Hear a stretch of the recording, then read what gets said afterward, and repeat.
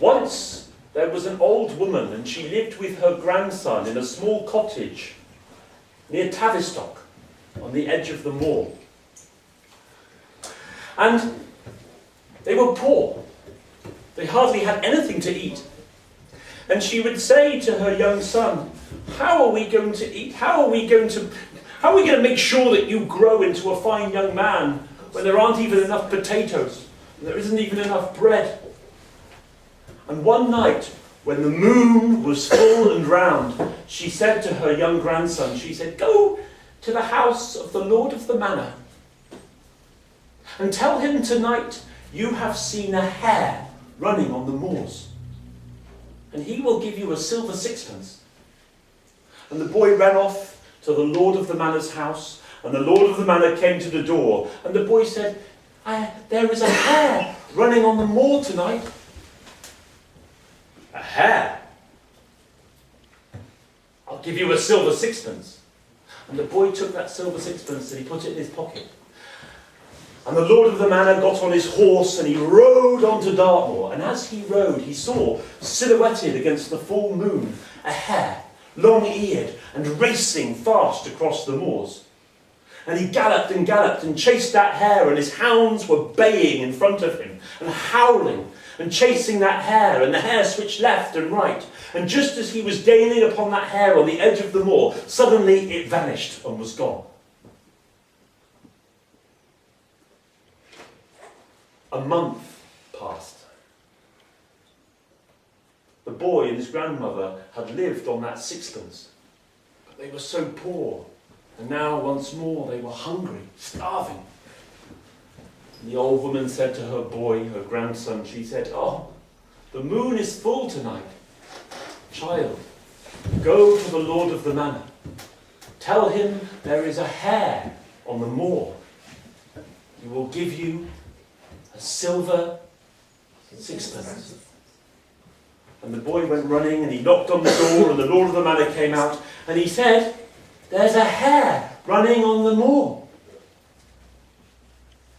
I will give you a silver sixpence."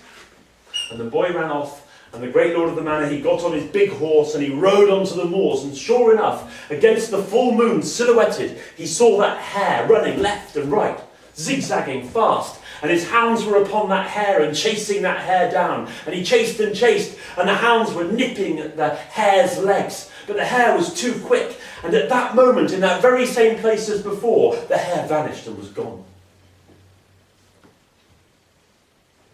And that old woman and that child, they survived. They had enough bread and potatoes and even a little bit of meat, but not for long. And another month had passed, and they were hungry, so hungry. And the old woman said to her son, "It is a full moon. Go to the great Lord of the Manor and tell him you have seen a hare running on the moors. And he will give you..." And the boy, he ran to the great Lord of the Manor's house, he knocked on the door, the great Lord was ready.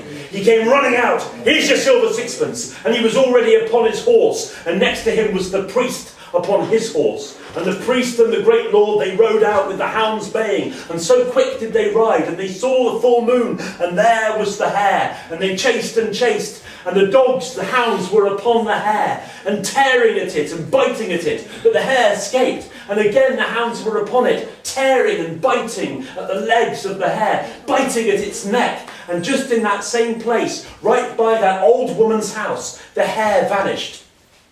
And the great Lord of the Manor and the priest, they came round to the front door of the house, and the priest held his cross, and the door opened, and they went into the house, and there to the bed, and in the bed there was an old woman, and she was holding the blanket over her, and he said, "Pull back that blanket."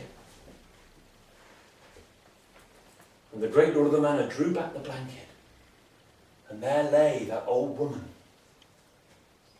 and there were bite marks in her neck. And on her legs there was blood where the hounds had bitten the hare. "Why," said the priest, This is a witch. And they seized the witch from her bed, and they took her to the court, and there she was tried.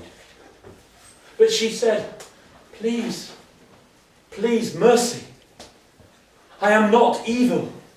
All I wanted was a sixpence so I could feed my young grandson so he would not starve. And the judge listened, and he listened to her words. People of Tavistock, who are gathered here in the court, what do you say? There is a witch living among us. She has turned herself into a hare. She has tricked the great Lord. She should be burned, or should we give her another chance? Another chance. What do you say, people? Another chance. Another chance? Why? She did that for her grandson. She did that for her grandson. Why? Because they were starving. Starving, hungry, or? What's your name? Elena. Elena. She speak the truth? Do you agree with Elena? Yeah. Very well, said the judge. One more chance, old woman. One more chance. And in that way, that witch survived.